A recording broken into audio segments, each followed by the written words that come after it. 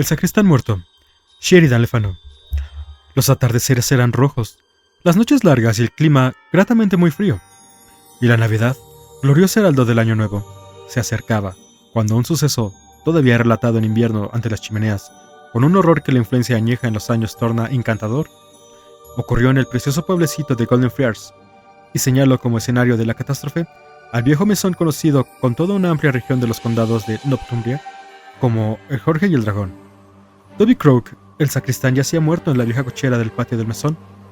El cadáver se descubrió solo media hora antes del comienzo de esta historia, en extrañas circunstancias, y en un lugar donde podía haber permanecido casi toda una semana sin ser molestado. Y una terrible sospecha consternó al pueblecito de Golden Friars.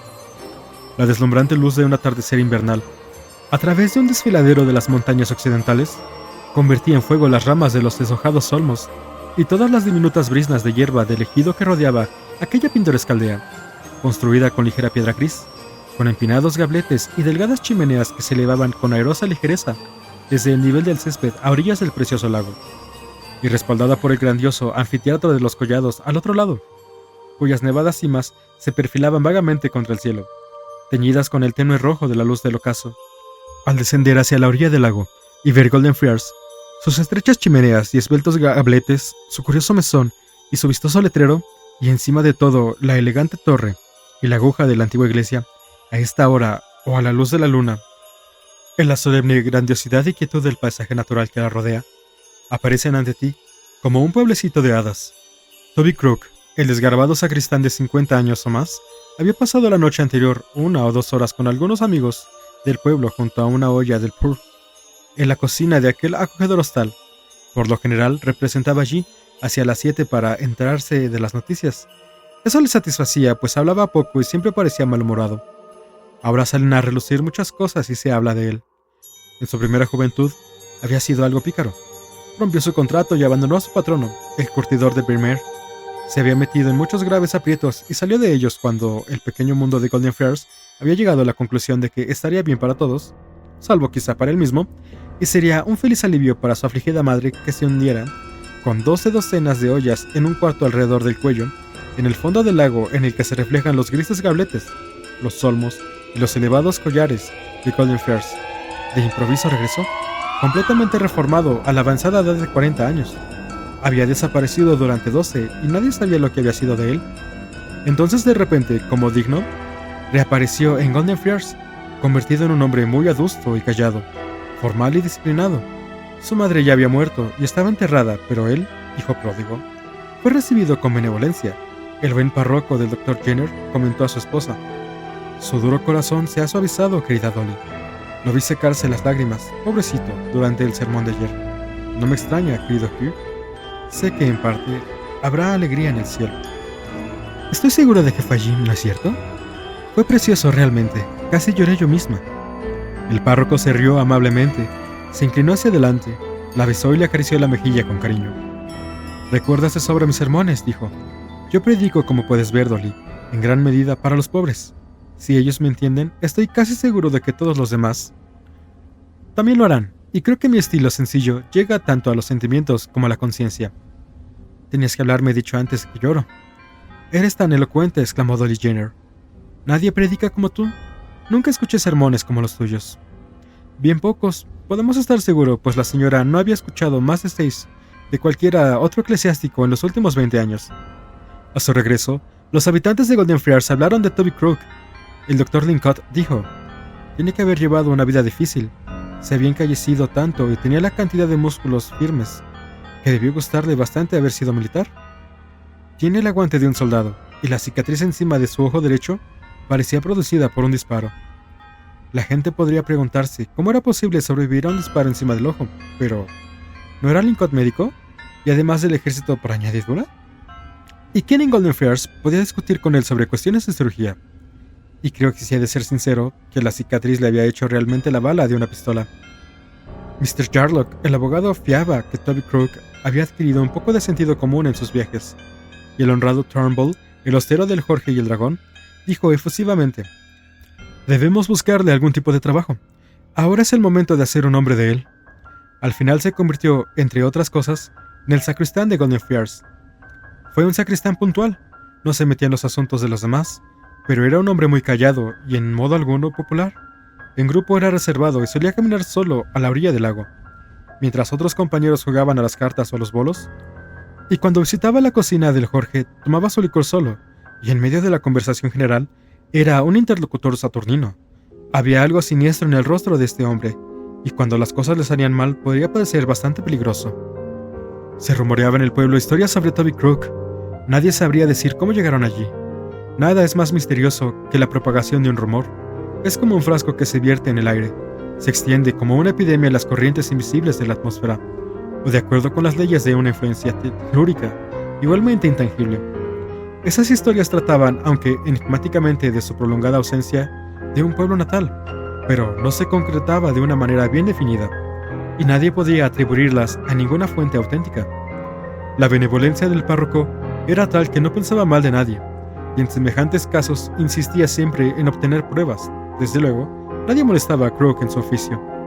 La tarde anterior a la tragedia, después de que una catástrofe se recuerda siempre las nimiedades, un muchacho que regresaba por la orilla del lago pasó por delante de él, sentado en el tronco de un árbol derribado, bajo el amparo de una roca, contando monedas de plata. Tenía doblados el delgado cuerpo y las extremidades. Las rodillas le llegaban al mentón, y con los largos dedos de una mano contaba las monedas, a toda prisa, en el hueco de la otra. Miró al muchacho, según reza el viejo dicho, como el diablo mira a Lincoln. Pero una mirada aviesa y amarga de Mr. Crook, quien nunca tuvo una sonrisa para ningún niño, ni un saludo para un caminante, no era nada extraño. Toby Crook vivía en la casa de piedra gris, fría y pequeña, que se encuentra cerca del pórtico de la iglesia, con la ventana de su escalera mirando al patio de la misma, donde desde hacía tiempo se había dedicado a hacer la mayoría de su trabajo. La mayor parte de esta casa desocupada. La anciana que se encargaba de la casa dormía en una cama en forma de escaño, entre taburetes rotos, sacos viejos, baúles carcomidos y otros trastos, en la pequeña habitación al fondo de la casa, con un suelo de baldosas. Al despertar en una noche, a una hora que no sabría decir, vio a un hombre que en su habitación, con un sombrero puesto, llevaba una vela en la mano que cubría con su levita para que ella no lo viera. Le daba la espalda, y estaba revolviendo el cajón en que ella solía guardar su dinero. Sin embargo, como aquel día recibió su pensión trimestral de 2 libras, la había colocado envuelta en un trapo, en un rincón de su lata de té, y la había guardado bajo llave en la traga maldiciones o alacena. Cuando vio a esa persona en las habitaciones, se asustó, y no sabría decir si vio a su visitante, pero pudo haber entrado por el patio contiguo a la iglesia, de modo que se sentó muy erguida en la cama, sin la pañoleta que el cabello gris casi le había quitado de la cabeza, y en medio de un ataque de escalofríos, según sus propias palabras, preguntó: «En nombre de Dios, ¿qué quiere usted aquí?» «Mujer, ¿dónde está la hierbabuena que solía usted guardar? Tengo un fuerte dolor interno». «Hace un mes que se me acabó», contestó ella, y ofreció prepararle una bebida caliente si se iba a su habitación. Pero él dijo: «Déjelo, probaré un trago de ginebra», y dando media vuelta, se marchó. A la mañana siguiente el sacristán había desaparecido. No había nadie en su alojamiento que diera alguna información sobre él, pero cuando la investigación se empezó a poner en marcha, no lo pudieron encontrar en ninguna parte del pueblo. De todos modos, podía haberse marchado a alguna aldea lejana, para atender a algún asunto particular antes de que el pueblo despertara, y el sacristán no tenía parientes cercanos que se preocuparan de él. Por lo tanto, la gente estaba dispuesta a esperar, y daba por supuesto que finalmente regresaría. A las 3 en punto del bueno el párroco estaba en la puerta de entrada a su casa, mirando hacia los empinados collados que se elevan al otro lado del precioso lago, y vio que se acercaban 2 hombres atravesando el prado en línea recta, desde un bote anclado al borde del agua. Llevaban consigo algo que, aunque no era muy grande, parecía pesado. «¿Reconocerá esto, señor?», dijo uno de los barqueros mientras dejaba en el suelo, casi a sus pies, una campana pequeña de la iglesia, como las que, en los tradicionales carrilones, daban las notas agudas. Esto no tendría menos capacidad que 5 vasijas de barro. Supongo que es el campanario de aquella iglesia. «¿Qué? ¿Una de las campanas en nuestra iglesia?», exclamó el párroco, terriblemente asombrado por un momento. «Oh, no, no es posible. ¿Dónde la encontraron?» Esa mañana el barquero había encontrado el barco anclado a unas 50 yardas de su amarradero, donde lo había dejado la noche anterior, y no tenía ni idea de lo que había ocurrido. Y entonces, cuando él y su compañero iban a coger los remos, descubrieron esta campana en el fondo del bote, debajo de una lona, además del pico y la pala del sacristán. En Sabo llamaban a esta peculiar herramienta de hoja ancha. Muy sorprendente, debemos comprobar si ha desaparecido alguna campana del campanario, dijo el párroco preocupado. ¿Todavía no ha vuelto Crook? ¿Alguien sabe dónde está? El sacristán no había aparecido todavía. Qué raro, es un fastidio, dijo el párroco. Sin embargo, podemos entrar con mi llave. Deje la campana en el vestíbulo mientras voy por ella, y entonces podremos ver qué significa todo esto. De modo que fueron a la iglesia, abriendo la marcha del párroco con su propia llave en la mano. La metió en la cerradura. Se detuvo a la sombra del pórtico y cerró la puerta. Había en el suelo un saco, medio lleno, con la abertura abierta y un trozo de cuerda a su lado. Algo sonó dentro cuando uno de los hombres echó a un lado el saco con un tosco zapato. El párroco abrió la puerta de la iglesia y se asomó. El tenue resplandor del cielo crepuscular que entraba a través de una estrecha ventana iluminaba las columnas y los arcos, las viejas tallas de roble y los monumentos descoloridos con el melancólico fulgor de un fuego que se extingue. El párroco apartó la cabeza y cerró la puerta. La penumbra del pórtico era más oscura que nunca cuando, agachándose, entró por la estrecha puerta que se abría al pie de la escalera de caracol, que conducía a la primera galería, desde la cual una tosca escala de madera de 25 pies de altura ascendía a través de una trampa a la galería de los campaneros. El párroco subió por los estrechos escalones, seguido por sus acompañantes hasta llegar a la galería. Estaba oscuro. Una estrecha hendidura arqueada en la gruesa pared dejaba entrar la única luz que le servía de guía.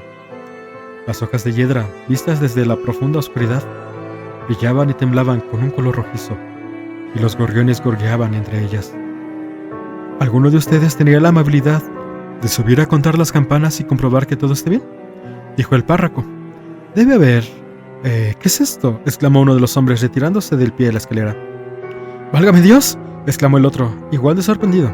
¡Santo cielo!, gritó el párroco, quien al ver indistintamente una enigmática masa tendida en el suelo, se había agachado para examinarla, y su mano había encontrado el frío rostro de un muerto. Los hombres llevaron el cuerpo hasta el haz de luz que recorrería el suelo. Era el cadáver de Toby Crook. Una tremenda cicatriz le cruzaba la frente.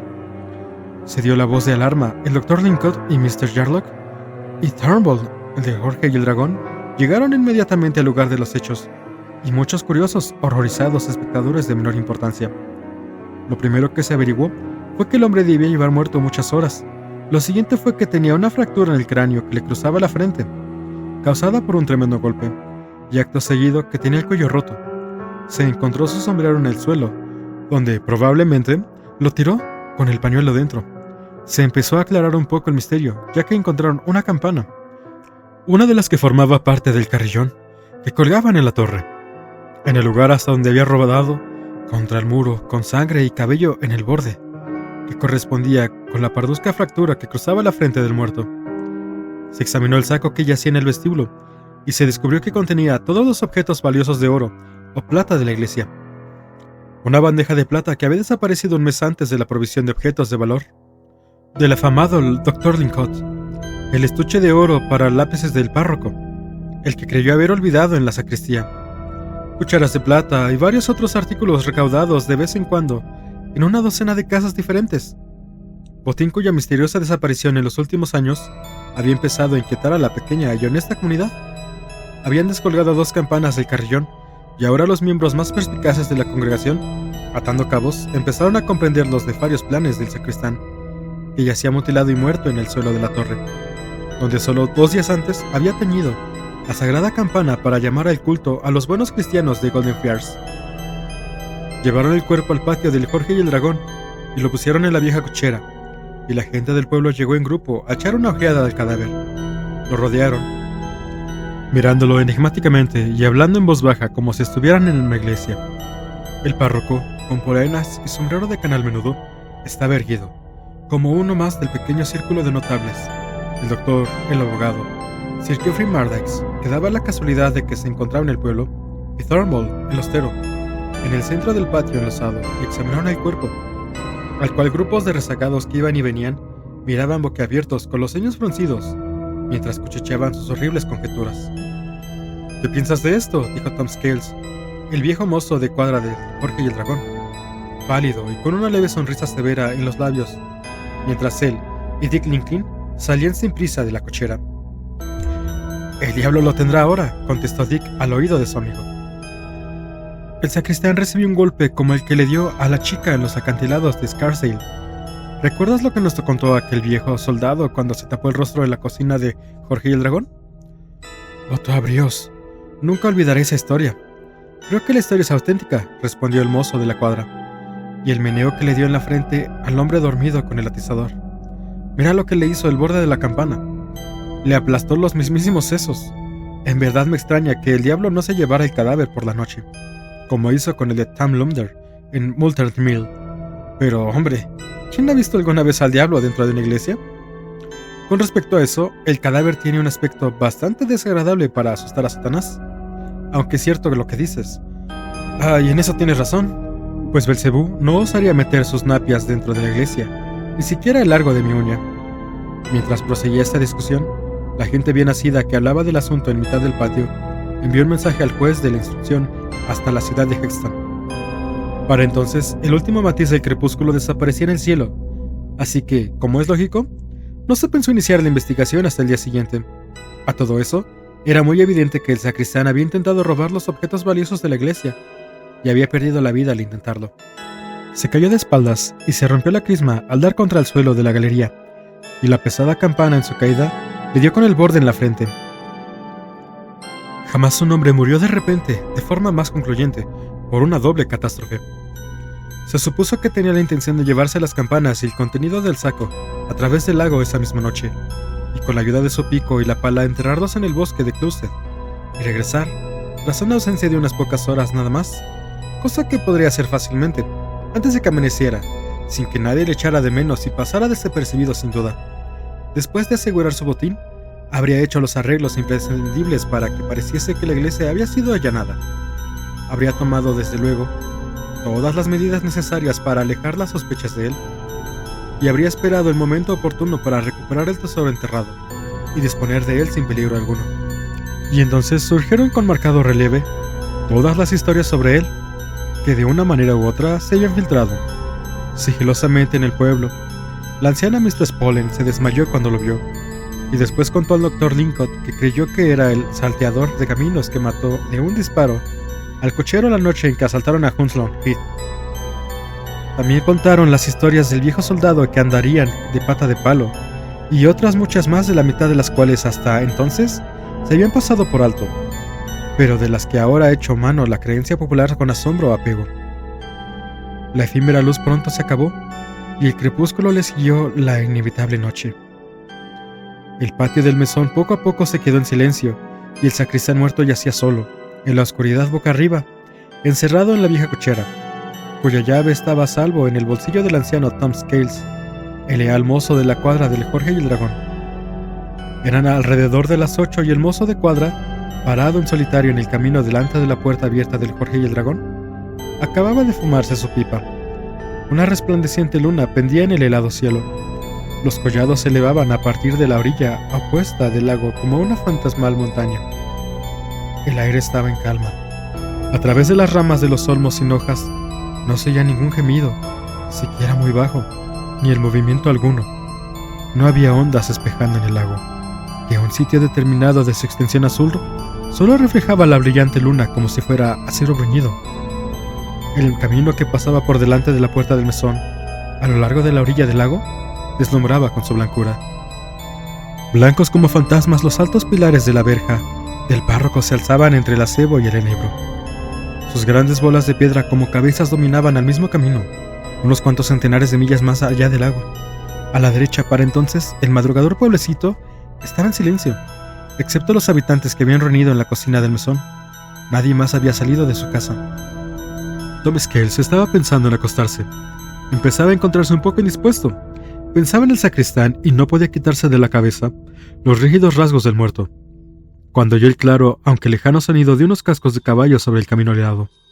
Su instinto le avisó de la llegada de un huésped al Jorge y el Dragón. Su experimentado oído le indicaba que el jinete se acercaba por el camino de Dardal, que después de atravesar aquel extenso y deprimente tremendal, pasaba a los collados meridionales por Donner y Clough, y finalmente entraba en el pueblo de Goldenfriars, en donde se une el camino de Mardykes, a orillas del lago, cerca de la verja de la casa del párroco. En aquel sitio Había un grupo de árboles altos, pero la luna iluminaba de lleno el camino y proyectaban su sombra hacia atrás. Era evidente que los cascos se acercaban al galope, con un golpete hueco. El jinete tardaba mucho en aparecer. Tom se preguntó cómo podía oír el sonido, a pesar del aire tan tremendamente frío, desde tan lejos.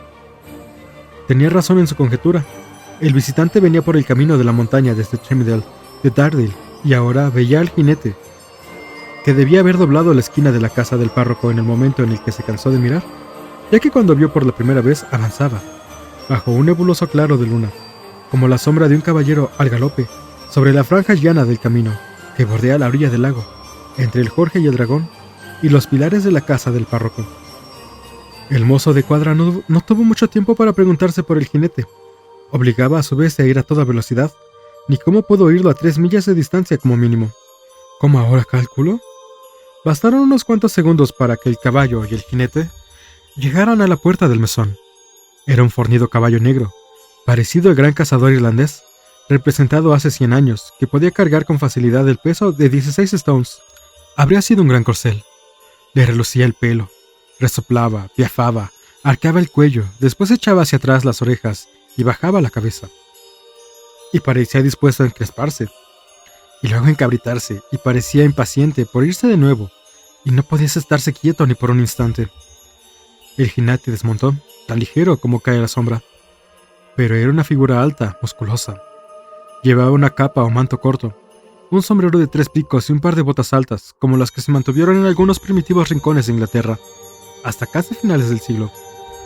«¿Hazte cargo de él, mozo de cuadra?», le dijo el viejo Scales. «No tienes que pasearlo ni cepillarlo. Nunca suda ni se cansa. Dale su avena y deja que coma con calma». «Casa», exclamó el forastero, empleando la antigua forma de pedir ayuda que todavía persistía en aquel tiempo en los lugares apartados, con voz profunda y aguda. Cuando Tom Scales llevaba al caballo a los establos, el animal volvió la cabeza hacia su amo con un breve relincho de complicidad.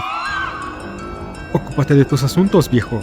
No tenemos ninguna prisa», gritó de nuevo el forastero a su caballo, riéndose de una forma estridente y aguda, y entró a buen paso en el mesón. El mozo de cuadra metió al caballo en el patio del mesón.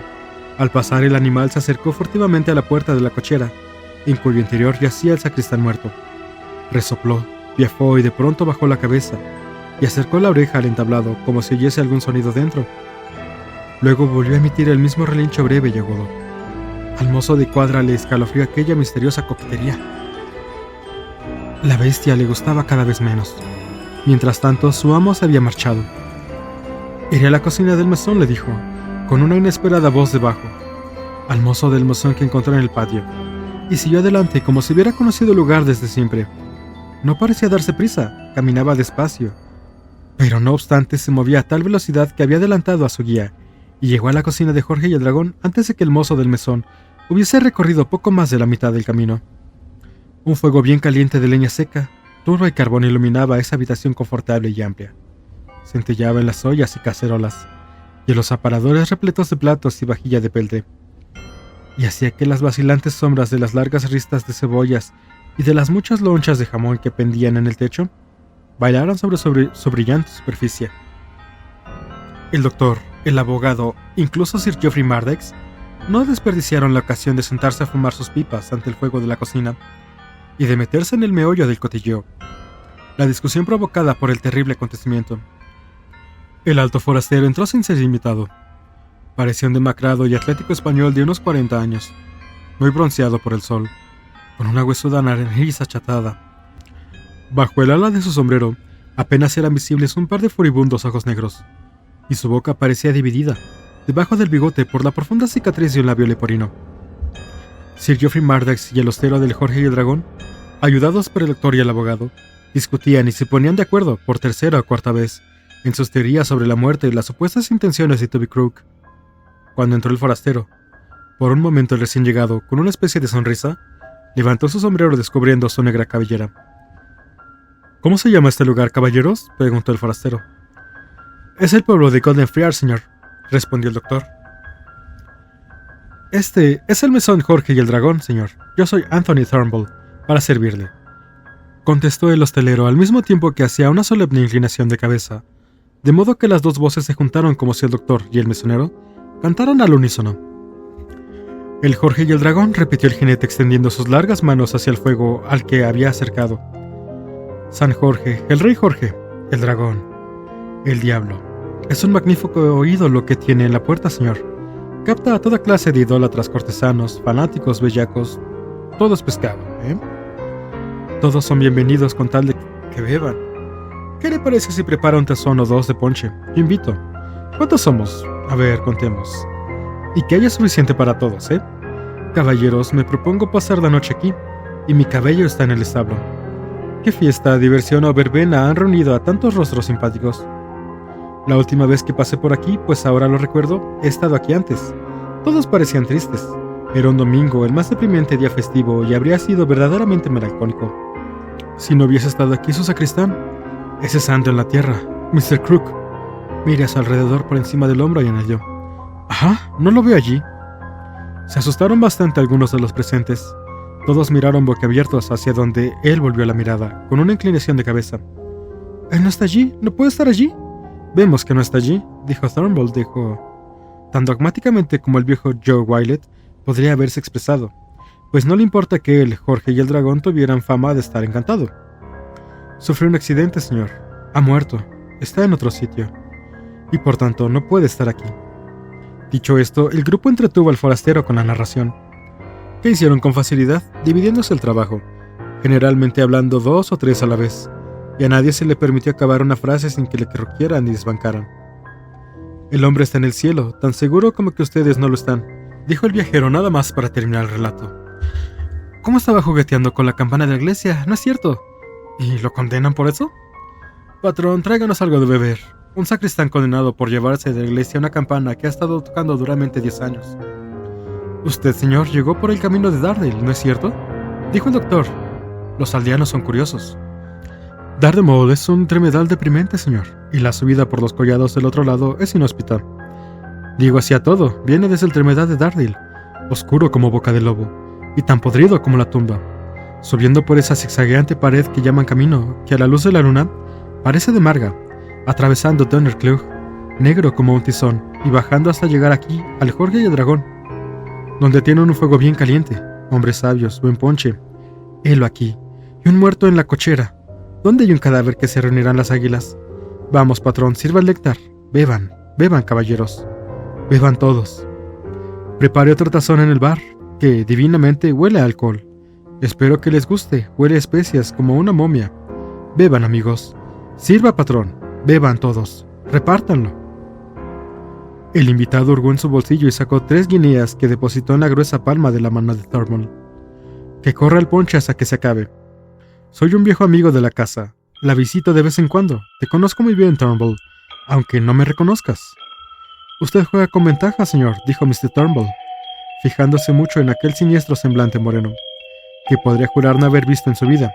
Ni siquiera nada parecido, pero luego le agradó el peso y el color de las guineas, cuando los dejó caer en su bolsillo. «Espero que se encuentre cómodo mientras esté aquí». «¿Me reserva un dormitorio?» «Sí, señor, la cámara de cedro». «La conozco, justo lo que quería.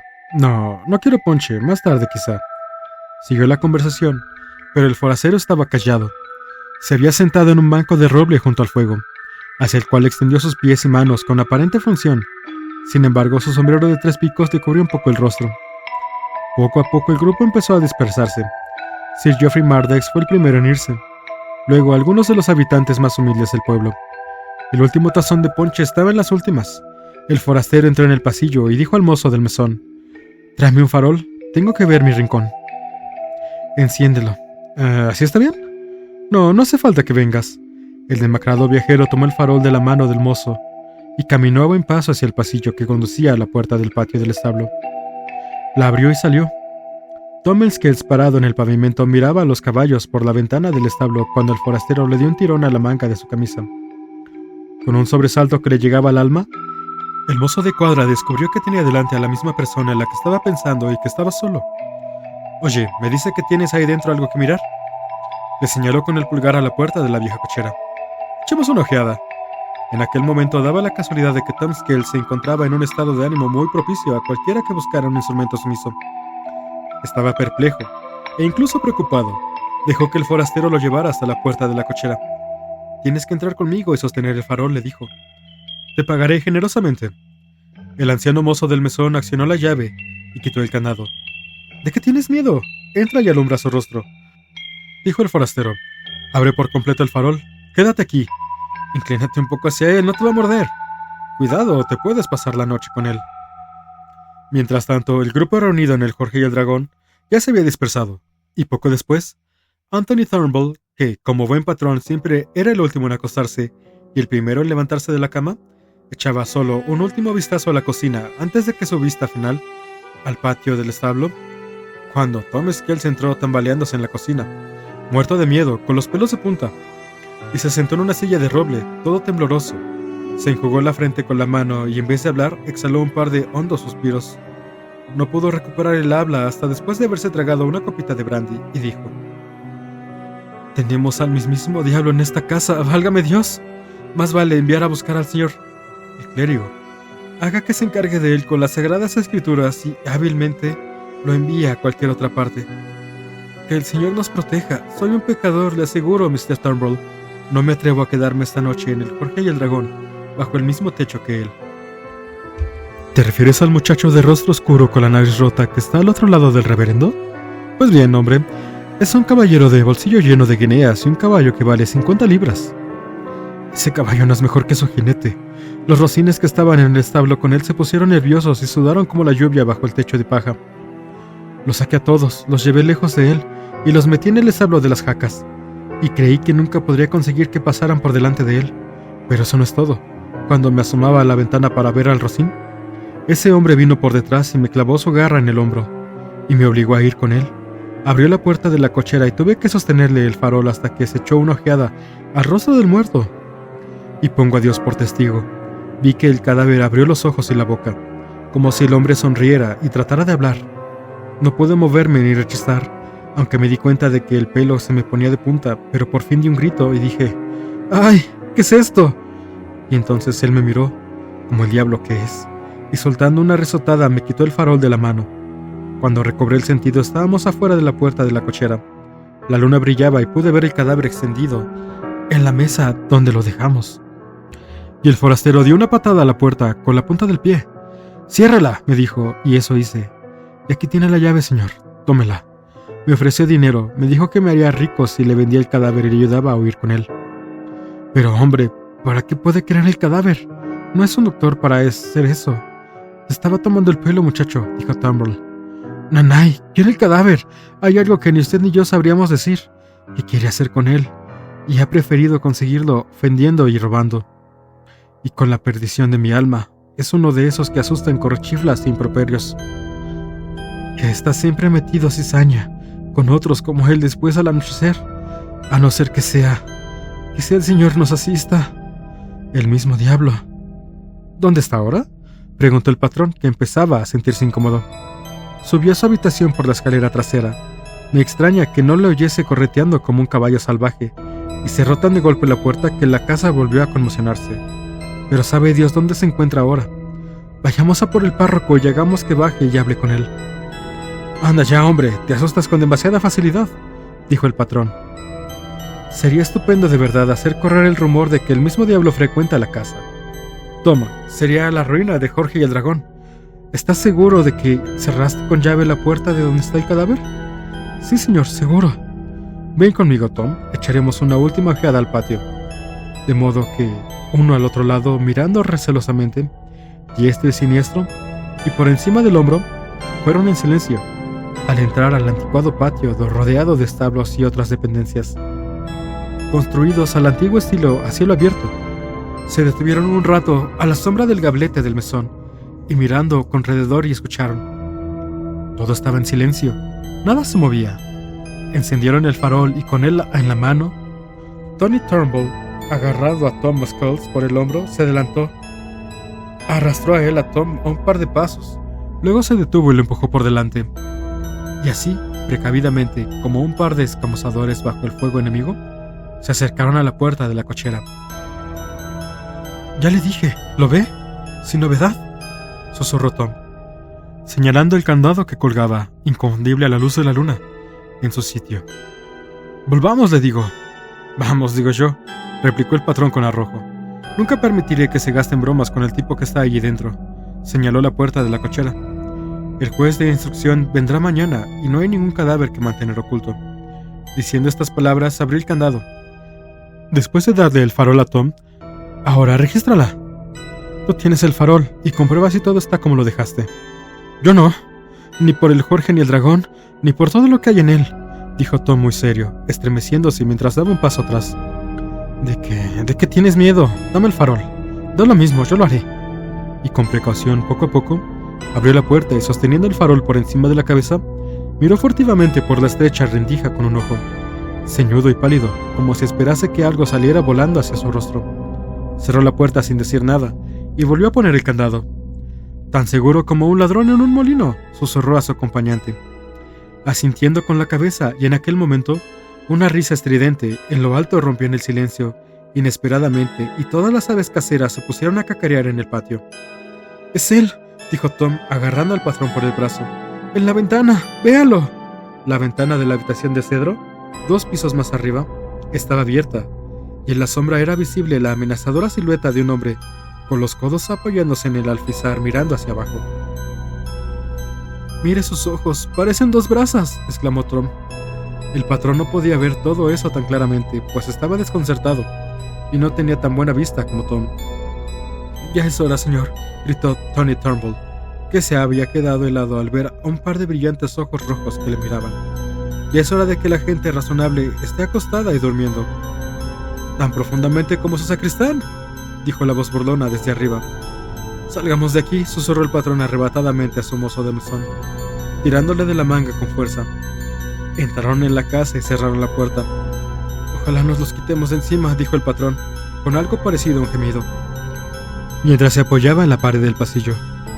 «No me acostaré de todos modos, y Tom se sentará a mi lado. Entraremos en la sala de armas. Nadie robará al muerto de mi patio mientras yo pueda apretar un gatillo. La sala de armas del Jorge y el Dragón tiene unos 12 pies cuadrados. Da al patio del establo y domina una vista completa de la vieja cochera. Y a través de una estrecha ventana lateral, una vista de costado de la puerta trasera del mesón, por la que se llega al patio». Tony Turnbull descolgó el trabuco, que era la mayor pieza de artillería de la casa, y lo cargó con una carga compacta de balas de pistola. Se puso un gabán que estaba allí colgado, con el que se cubría cuando salía de noche a cazar patos salvajes. Tom se puso cómodo. Entonces se sentaron al lado de la ventana que da al patio, que estaba abierta, cuyo lado opuesto tenía el blanco del resplandeciente claro de luna. El patrón puso el trabuco en las rodillas de a través y miró al patio. Su acompañante hizo lo mismo. La puerta de la sala de armas estaba cerrada, de modo que se sentían bastante seguros. Pasó 1 hora. Nada había ocurrido. Otra. El reloj dio la 1. Las sombras se habían desplazado un poco, pero la luna seguía brillando de lleno en la vieja cochera y en el establo donde estaba el caballo del visitante. Turnbull creyó oír pasos en las escaleras de atrás. Tom vigilaba la puerta trasera a través de la ventana lateral, con ojos vidriosos por la intensidad con que miraba. Conteniendo la respiración, Anthony Turnbull prestó atención a la puerta de la habitación. Fue una falsa alarma. Cuando volvió a la ventana, miró hacia el patio. «¡Chis, mira eso!», dijo con un vehemente susurro. De la sombra a su izquierda vieron salir la figura del demacrado jinete, con capa corta y botas altas. Abrió de un empujón la puerta del establo y sacó su fornido caballo negro. Lo llevó al paso por toda la fachada del edificio hasta llegar a la puerta de la vieja cochera, y allí lo dejó parado, con la brida al cuello, mientras se acercaba con un paso majestuoso a la puerta del patio, y dando una patada con el talón, la puerta saltó para atrás por el robote, temblando de arriba abajo, y quedó abierta. El forastero volvió junto al caballo, y la puerta que custodiaba el cadáver del sacristán parecía abrirse despacio, de par en par cuando él entraba. Y regresó con el cadáver en brazos y lo colgó en el lomo del caballo. Sin más, saltó a la silla. «¡Dispare!», gritó Tom, y el disparo del trabuco produjo un imponente estruendo. Las alas de 1 millar de gorriones batieron el aire desde la espesa hiedra. El perro guardián ladró con furia. Sonó en el aire un extraño sonido metálico y un silbido. El trabuco había estallado en múltiples fragmentos hasta la misma recámara. El culetazo hizo que el mesonero cayera al suelo de espaldas y arrojó a Tom Scales contra el hueco de la ventana, lo cual le salvó de una caída violenta. En esa situación, oyeron la sarcástica risa del jinete que se alejaba, y lo vieron salir a caballo por la puerta con su lúgubre carga. Quizás alguno de mis lectores, al igual que yo, haya oído esta historia contada por Roger Turnbull, actualmente patrón del Jorge y el Dragón, nieto del mismo Tony, que entonces controlaba la espita y las llaves del mesón, en la misma cocina en la que aquel demonio invitó a ponche a tantos parroquianos suyos. No sé cuál fue el objetivo infernal que instrumentalizó la posesión del cuerpo del Birbón muerto, pero una historia muy curiosa, en la que figura la vampírica resucitación de Crook, el sacristán, puede aclarar esta parte del relato. El resultado del disparo de Turnbull al demonio que desaparecía no cabe duda que justifica la afirmación del viejo Andrew Morton, expresada así en su curiosa historia de las apariciones. Advierto a los tildados de temerarios que, fingiendo no temer al diablo, son partidarios de emplear con él violencias corrientes que afectan a un hombre a partir de otro, o con una aparición que puede estar seguros que les perjudicará. Sé de uno que disparó su revólver contra una aparición y el arma estalló en 100 pedazos en la mano. Otro atacó a una aparición con una espada, y ésta se hizo trizas y le hirió gravemente la mano. Y es casi una locura que cualquier persona vaya por ahí desquitándose de cualquier espíritu, ya sea ángel o demonio.